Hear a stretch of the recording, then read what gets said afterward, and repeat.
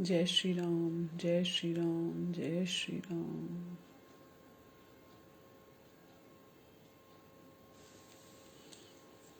Sorry, थोड़ा सा एक आध मिनट शायद लेट हो गया, मैच देख रहे थे। तो शुरू करते हैं पहले ओम और थैंक यू। और एक ओम करेंगे एक व्यक्ति विशेष के लिए, उन्होंने बड़ा साहस दिखाया है और उसकी कहानी मैं बाद में बताऊंगी। पहले ओम करते हैं।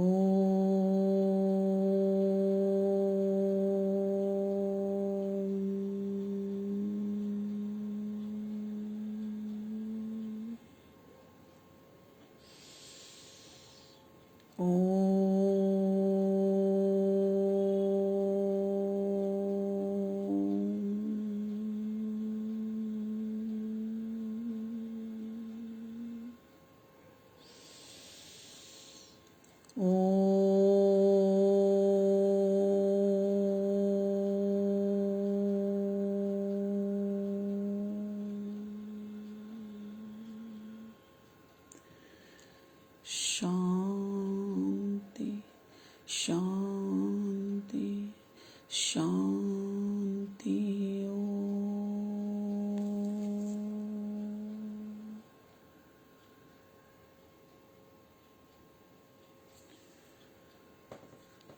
और 11 बाद हम लोग धन्यवाद की कड़ी भी लगाएंगे।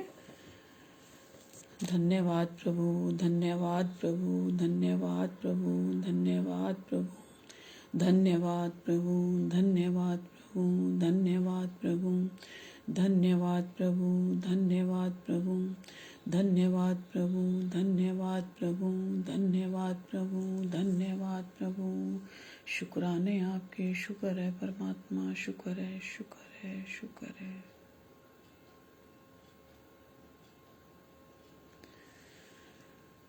जिनके लिए भी हम लोग प्रार्थना कर रहे हैं, उन सबके भी और पूरे विश्व शांति के लिए है। ये जितने भी ओम कर रहे हैं हम लोग, और 11 बार जो ओम का उच्चारण हमने किया है वो किया है हमने अपने जीजा जी के लिए, क्योंकि परसों उनके यहाँ एक मिस हैपनिंग हो गई, उनके शॉप में आग लग गई और काफ़ी उनका नुकसान हो गया। तो बट वो इतने सज्जन पुरुष हैं कि उनको मतलब अंदर से तकलीफ हुई होगी, बट उन्होंने काफ़ी कंट्रोल किया और वो मतलब बिल्कुल स्थिति उनकी देखने में बिल्कुल ऐसा लग रहा था वो नॉर्मल है। तो ये एक ज्ञान की बहुत पराकाष्ठा है कि इतना बड़ा नुकसान होने के बाद भी पूरी कन्फेक्शनरी की शॉप उनकी स्वाह हो गई और वो बहुत ही नॉर्मल बिहेव कर रहे हैं। तो ये देख के सीखने को मिलता है कि कितना भी कष्ट हो जाए, कितना भी कुछ हो जाए, तो दुखी होने का नहीं, भगवान सब देख रहे हैं, शायद बहुत अच्छा लिखा होगा इसके बदले में, बट उसे एक्सेप्ट करना मुश्किल होता है, किसी के लिए भी मुश्किल होता है। बट उन्होंने बहुत अच्छा रोल अदा किया और मेरी बड़ी वाली सिस्टर को बोला कि नहीं कोई नहीं, मैं हूँ, तुम परेशान मत हो। तो इसी पे ना मुझे एक छोटी सी कहानी भी याद आ रही थी। एक बहुत ही नॉर्मल बंदा था, बहुत नॉर्मल बंदा था, और उसके पास एक साधु आया। वो बेचारा भूखा था, बहुत भूखा था। उसने कहा कि मुझे कुछ खाने को दे दो, मुझे बहुत भूख लगी है। बट वो थोड़ा सज्जन था, पैसे नहीं थे उसके पास। तो उसने क्या किया, उसके पास जो अपना खाना था उसने उस साधु को खिला दिया जो आया था, मांग रहा था। अपने हिस्से की पूरी रोटी उसको दे दी। बोला ठीक है मैं तो खा लूंगा, आप तो जंगल में चले जाओगे, आपको नहीं मिलेगा, आप खा लो। तो उसने वो खाना खा लिया और आशीर्वाद दिया कि भगवान करे तेरा काम बहुत अच्छा चल जाए, तेरी दुकान हो जाए, ऐसे। वो मतलब वो भी बहुत नॉर्मल ठेली वेली ही लगाता था, तो उसको बहुत दुआएं दे के गया। तो उसने उसको थैंक यू बोला, धन्यवाद दिया, बोला कोई बात नहीं, रहेगा तो ये भी नहीं। तो साधु चले गए और साधु इतने प्रसन्न हुए कि मतलब आंतरिक रूप से उन्होंने शायद उसको बहुत दुआएं दी या क्या था, कि नेक्स्ट ईयर जब वो उसके पास अगले साल आए तो देखा कि उसकी एक दुकान बन गई थी। और वो फिर उसके पास गए और उसको बहुत मतलब उसने पहचान लिया कि ये वही साधु हैं। कह रहे तुमने मुझे खाना खिलाया था ना, और मैं वही हूँ। तो कह रहा हाँ मुझे याद है।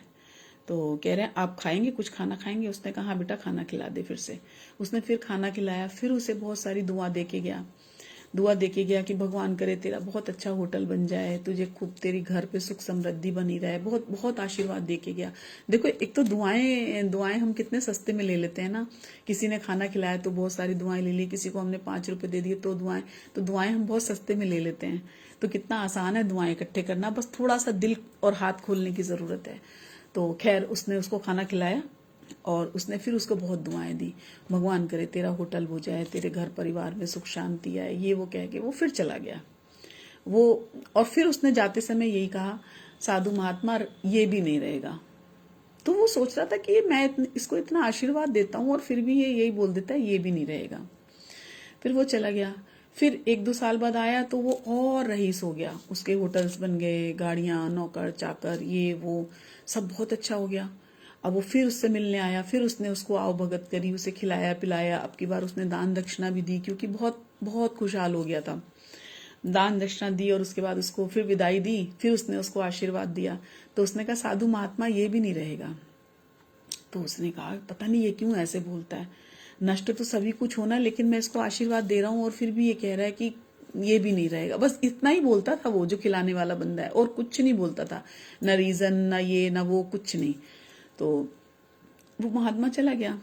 उसके कुछ समय बाद जो है, जब वो आया लौट के, काफी सालों बाद आया, तो जो है उसका घर भर सब खत्म हो चुका था, उसकी डेथ हो गई और उसका जितना भी सामान था वो सब नष्ट हो गया था। तो उसको बहुत आया, तो उसको बहुत अफसोस हुआ कि इतना अच्छा सज्जन पुरुष था, चला गया, मुझे खाना खिलाता था, दान दक्षिणा देता था।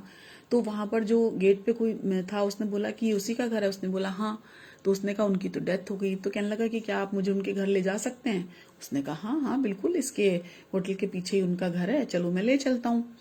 तो वो लेके गए, तो वहां पर उसकी तस्वीर लगी हुई थी जिसमें जाले वाले, और जैसे बहुत बंद हो जाता है कमरा, डस्टी हो जाता है। तो उसने उसको देखा और देखने के बाद उसको दिमाग में आया, उसने कहा, मतलब उसको वो देख ही रहा था और उसको इंटरनली अंदर से आवाज आई ये भी नहीं रहेगा।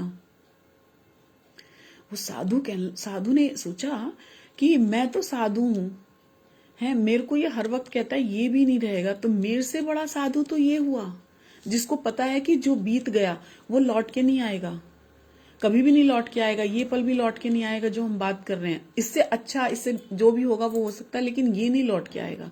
तो ज्ञान किसको ज्यादा हुआ कि वो गृहस्थ में रह के भी ये जानता है कि ये नहीं रहेगा, कुछ भी नहीं रहेगा।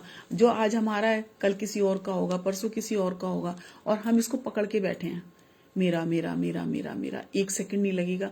हमारा तो हमारे हाथ में अपना ही हमारा कुछ नहीं है, कुछ भी नहीं है हमारे पास। हमारा क्या है आप बताइए? अभी 1 मिनट में श्वास निकल जाएगी, जय श्री राम हो जाएगा, तुरंत फेंक दिए जाएंगे, सोना चांदी ले लिया जाएगा, बाकी फेंक दिए जाएंगे। हमारे दांत हमारे नहीं है, जब ईश्वर ने चाहा तब ले लेंगे। आंखों पे चश्मा लग गया देखो, तो क्या हुआ? हमारे अपने हाथ में हमारे सफेद बाल भी नहीं है, बाल सफेद हो रहे हैं हम नहीं रोक सकते, हमारे यहाँ झुर्रियां पड़ रही हैं हम नहीं रोक सकते। तो हाथ में तो हमारे वैसे भी कुछ नहीं है, वैसे भी कुछ नहीं है। तो क्यों ना हम सब कुछ प्रभु को समर्पित करके चलें। प्रभु हम तो माध्यम हैं, हम चौकीदार हैं, आपने जो चीज हमें दी है हमें मिल बांट के खानी है, सबके साथ प्रेम से खानी है, प्रेम से रहना है। तो जो भी हमारा है वो सब उनका ही दिया हुआ है। हम ये भूल जाते हैं, उस पर हम अपना अधिकार जमा लेते हैं। इसको कहते हैं हड़पना, कि हमने प्रभु का सामान, हमने प्रभु ने हमें दिया है और हम उसे लेके बैठ गए। जैसे किसी से उधारी लो और उसे ना दो तो अगले बंदे को कितना गुस्सा आता है, कितना गुस्सा आता है कि देखो हमारा पैसा नहीं दे रहा, हमारा इसने सामान ले लिया, सामान नहीं लौटा रहा, कितना गुस्सा आता है। तो उसी तरह ये जो भी चीजें, जो पल मिले हैं ना, सब हमको उधारी में मिले हैं, ये सब चले जाएंगे। तो और रोकेंगे किसके? हमारी कितनी श्वासें रुकेंगी? जो सिर्फ प्रभु के नाम की जा रही है। तो अगर हमारी उम्र इस समय, मेरी उम्र जैसे 55 साल की है, तो मैंने सिर्फ 5 साल भी या 5 महीने भी नाम नहीं लिया होगा, तो हमारी जो भक्ति की एज हुई वो कितनी हुई? सिर्फ 5 महीने, सिर्फ 5 ही महीने तो हमने लिया, तो हम 5 ही साल के तो हुए, और मौत हो गई हमारी 55 साल में, 60 साल में। तो हमने क्या भगवान को दिया? कुछ भी नहीं दिया, जबकि एक एक श्वास उन्हीं की दी हुई है, एक एक पल उनका दिया हुआ है। वो चाहे तो हमें जैसे मर्जी रख लें, लेकिन हम, जैसे हम बार बार कह रहे हैं कि शुक्राना अदा करें, शुक्राना अदा करें। ओम या जो भी प्रभु को मानते हैं हम उनको जपते रहें, ताकि ये जो हमारी कड़ी है, ये कड़ी हमारी चलती रहे और हमारे पास हम बहुत धनवान हो जाएं। पैसे तो यहाँ के हैं, यही रहेंगे, जीवन के साथ भी, जीवन के बाद भी सिर्फ नाम जाएगा। हमें हमारे अच्छे कर्म हमारे साथ जाएंगे। हमने अगर किसी के साथ अच्छा किया होगा ना, तो लोग हमें कम से कम 5 साल, 10 साल या 5 दिन तो याद करेगा कोई, कि हाँ इसने ऐसा किया था। और हमसे पहले कितने आए और कितने चले गए, किसको याद रखा है? पहले साल जो है हमारी फोटो ड्राइंग रूम में नजर आएगी, दूसरे साल कमरे में नजर आएगी, तीसरे साल स्टोर रूम में, और चौथे साल डस्टबिन में डाल दी जाएगी। लेकिन जो हमारे साथ जाएगा वो क्या जाएगा? सिर्फ और सिर्फ अच्छे कर्म जाएंगे। प्रभु का स्मरण जाएगा। तो इसलिए जो भी समय हमारे पास जितना भी बचा है, जो बीत गया उसे मत पकड़ो, जो बीत गया सो बीत गया, आगे की सुध ले। तो जो एक एक पल हमारे पास बचा है, जो बार बार मैं कह रही हूँ, श्वासादि माला में सिमरू है पी का नाम, तो अब मुझे रात दिन तुम्हारा ही ख्याल है, क्या करूं प्यार में दीवानों जैसा हाल है। तो जब हम बिल्कुल जुनून होता है ना किसी चीज का, तब वो चीज हमें मिल जाती है। यही तो होता है। देखो एक अफेयर जो लड़का लड़की करते हैं, जुनून होता है तभी तो वो शादी कर लेते हैं, सब भूल जाते हैं, माता पिता का प्यार भूल जाते हैं।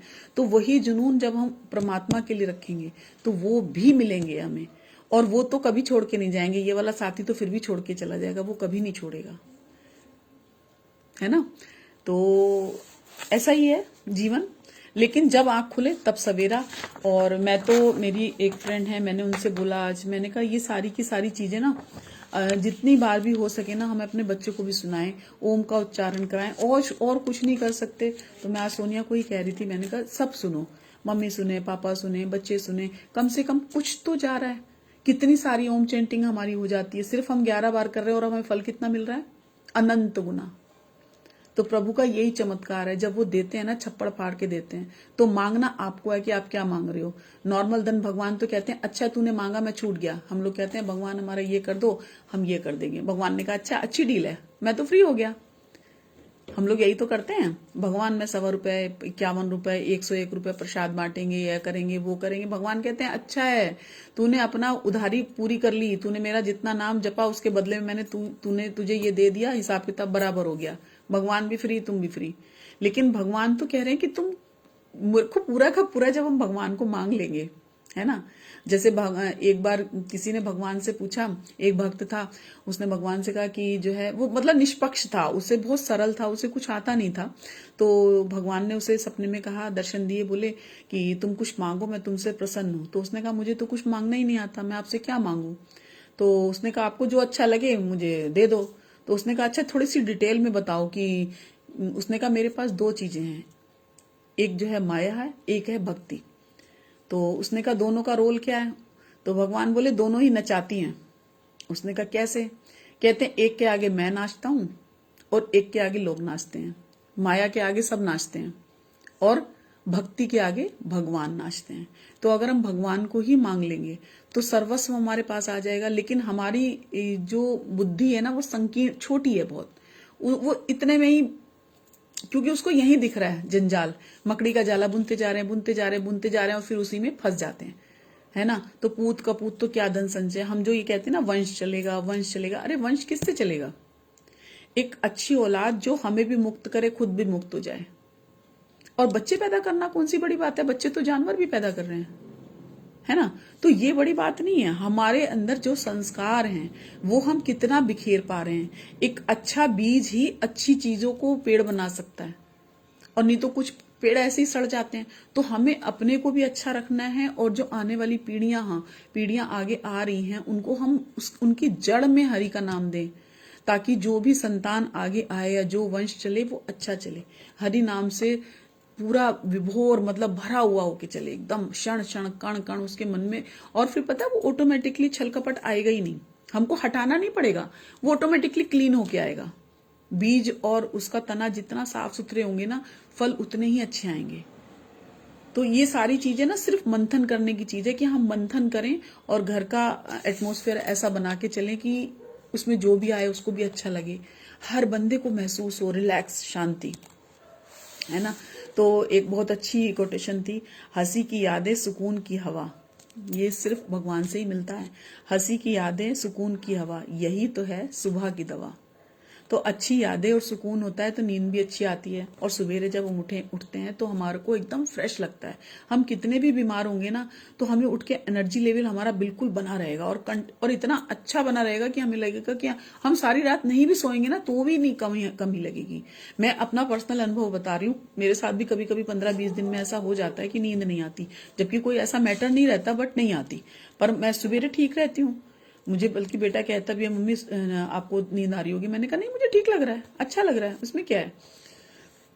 तो अगर हम उसकी यादों को समर्पित कर लेंगे ना अंदर, जैसे रात को नींद नहीं आ रही तो भी हम हरि का नाम लेते जाएं, क्या दिक्कत है।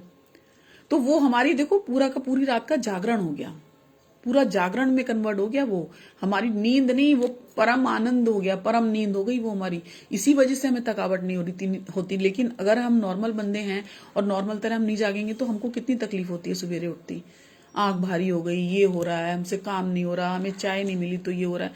तो अगर हम उस दवा को लेते रहेंगे, पीनी है तो पी, हरि नाम वाली पी, तो हमें कोई प्रॉब्लम ही नहीं होगी। एक बात सीखी है रंगों से, अगर निखरना है तो बिखरना पड़ेगा। जब हम मैले हो जाते हैं रंगों से, बिल्कुल डस्टी डस्टी ऐसे ऐसे पूरा, तो हम नहाते हैं और रगड़ रगड़ के नहाते हैं। तो उसी तरह मन के अंदर की जो मैल है ना, वो भी जब हमें साफ करेंगे ना तो वो निखर के आएगी अंदर से। और है, मोह से मुक्त हो जाओगे तो सारे कष्टों से मुक्त हो जाओगे। मोह से अगर खत्म कर दोगे, मोह से मुक्त तो सारे कष्टों से मुक्त। तो मोह को, और ये मोह के रिश्ते हमने खुद बनाए हैं, भगवान ने नहीं बना के भेजे। भगवान ने कहा है ये तुम्हारे फर्ज हैं, तुम इन्हें अदा करो और चलते चलो। भगवान ने जो कुछ हमें दिया है, जैसे संतान दिया, कुछ भी दिया और ले लिया, तो रोने की नहीं, उनका इतना ही था, उन्होंने हमें दिया, हमने उनका पालन पोषण किया, वो हमारा फर्ज था। उसके बाद अगर कुछ भी होता है तो भगवान का उसमें पता नहीं क्या आगे लिखा है, हमें नहीं मालूम, उसको पता है सब कुछ। और कुछ रिश्तों की ना कीमत नहीं होती, उनकी अहमियत होती है। सारे रिश्ते बहुत खूबसूरत नहीं होते, लेकिन कुछ बहुत खूबसूरत होते हैं और उनको हम शब्दों में बयान नहीं कर सकते। उनकी अहमियत होती है, सिर्फ एहसास होता है, सिर्फ एहसास है ये, रूह से महसूस करो, प्यार को प्यार ही रहने दो, कोई नाम ना दो। तो कुछ रिश्तों की कीमत नहीं होती, अहमियत होती है। बुरा वक्त ही सिखाता है कि अच्छा वक्त किसके साथ बिताना है। ये हमारे साथ जो लोग जुड़ रहे हैं, ये शायद उनको भी बहुत अच्छा लगेगा। मैं नाम नहीं लूंगी किसी का भी, बहुत सारे नाम हो जाते हैं तो नाम नहीं लूंगी, लेकिन जो सुन रहा होगा, वो सुन रहा है, वो समझ जाएगा कि बुरा वक्त ही सिखाता है कि अच्छे वक्त किसके साथ हमें बिताना है। दूध, दही, छाछ, मक्खन, घी, है ना, ये सिर्फ एक ही चीज से बने हैं, लेकिन इनका अगर हम रूपांतरित करें तो दूध सबसे कच्चा आइटम है। अगर हल्की सी थोड़ी सी देर हो जाती है तो फट जाता है, कुछ ही घंटों में संभाल के रखना पड़ता है, बहुत सहेज के रखना पड़ता है, नाजुक। और हम जब दही जमाते हैं तो उसको भी हमें सीधा संभाल के रखना पड़ता है, ताकि उसके पीसेस अच्छे अच्छे जमे और हमें खाने में अच्छा लगे, लेकिन उसको थोड़ा वक्त चाहिए। फिर उसके बाद उससे बनती है छाछ। छाछ को थोड़ा और वक्त देते हैं तो थोड़ी खटास आती है, तब उसमें स्वाद आता है। फिर उसके बाद बनता है उससे मक्खन। मक्खन को हम 1 हफ्ता रख सकते हैं, 10 दिन रख सकते हैं सहेज के। लेकिन उसके बाद जब उसका रूप निखर के आता है, वो होता है घी। लेकिन वो घी तब बनता है जब उसे पहले हमने मथा, उसकी मेहनत करी, क्रीम निकला, फिर उसको मथ के मक्खन निकाला, फिर उसे आंच पे पकाया, और जब वो बिल्कुल पक गया, जब वो नीचे से उसकी गंदगी सड़ गई, बैठ गई, और ऊपर से जो निखर के ऊपर आता है, वो बनता है घी। तो वो जब घी बनता है तो घी हम सालों साल रख देते हैं और कभी खराब नहीं होता। तो इसका मतलब क्या हुआ कि जो जितना तपता है उतना निखरता है, घी की तरह सुगंधित शुद्ध हो जाता है, और फिर उसकी कीमत भी अलग अलग हो जाती है। क्योंकि श्रेष्ठता जन्म से नहीं बल्कि कर्म, गुण और कला से तय होती है। इसका मतलब ही सिर्फ यही है कि जितना हम कर्म करते जाएंगे ना, जितनी हम मेहनत करेंगे, उतना ही हमें पता चल जाएगा इसकी श्रेष्ठता क्या है। हम एक दिन में किसी को परख नहीं सकते, सिर्फ महसूस कर सकते हैं। परखेंगे तो तब जब हमारे साथ कोई रहता है। दूर से तो सभी अच्छे लगते हैं, लेकिन जब हम साथ में रहते हैं तब उसकी असलियत पता चलती है कि कौन कैसा है, और तब एक्चुअल कीमत पता चलती है उसकी क्या है। और भरोसा जीता जाता है, मांगा नहीं जाता। इसे कमाया जाता है, खरीदा नहीं जाता। तो पहली बात तो हमें देना ही देना है, जो भी हम चाहें, हमारे पास जो चीजें हैं, और हमें मंथन करके पहले अपने आप को बिलोना है। हमें घी बनना है, हमें दूध दही में से कुछ नहीं बनना, हमें प्योर फॉर्म चाहिए, ताकि हमारे अंदर से सुगंध आए। और घी को देखो, किसी भी चीज में डालो तो उसकी गुणता कितनी बढ़ जाती है। तो थोड़ा सा अगर हमें कष्ट मिल भी रहा है जीवन में, सबको मिलता है, सब अपने अपने कर्म के लिए आए। हम सोचते हैं भगवान दे रहा, भगवान थोड़ी हमें कोई दुश्मन है। कोई माता पिता अपने बच्चों को दुख देता है क्या? किसी माँ बाप ने दिया अपने बच्चों को दुख? तो वो तो परम माता पिता हैं, वो हमें कैसे दुख देंगे? वो नहीं दे सकते, हमारे कर्म ही देते हैं। तो हमें दोष देना नहीं है, दोष देना हम बंद करें और प्रभु को धन्यवाद देना शुरू करें। तो जो मैंने उस दिन स्टोरी बताई थी ना पक्षी वाली, कि जब उसने धन्यवाद देना शुरू किया तो उसकी 7 साल की सजा 7 दिनों में कन्वर्ट हो गई। तो इसी तरह हम हर पल उनको भजते रहें, स्मरण करते रहें। न हमारे आसपास जो हैं, सिर्फ हम आसपास लोगों को ही समझना शुरू कर दें, देखना शुरू कर दें, तो जीवन सफल हो जाए। और इसी तरह हर घर में करें तो पूरा विश्व समृद्ध हो जाए। और ये जो ओम का हम चैंटिंग कर रहे हैं, ये सिर्फ इसीलिए कर रहे हैं, विश्व शांति के लिए। तो इसी के साथ सभी सुखी हों, स्वस्थ हों, संपन्न हों, आनंद हो। ईश्वर की असीम असीम कृपा सभी पे बनी रहे। जय श्री राम, जय श्री राम, जय श्री राम। थैंक यू, शुक्राने, धन्यवाद सभी का जुड़ने के लिए धन्यवाद। सभी को बहुत बहुत बहुत बहुत नमन। सीताराम।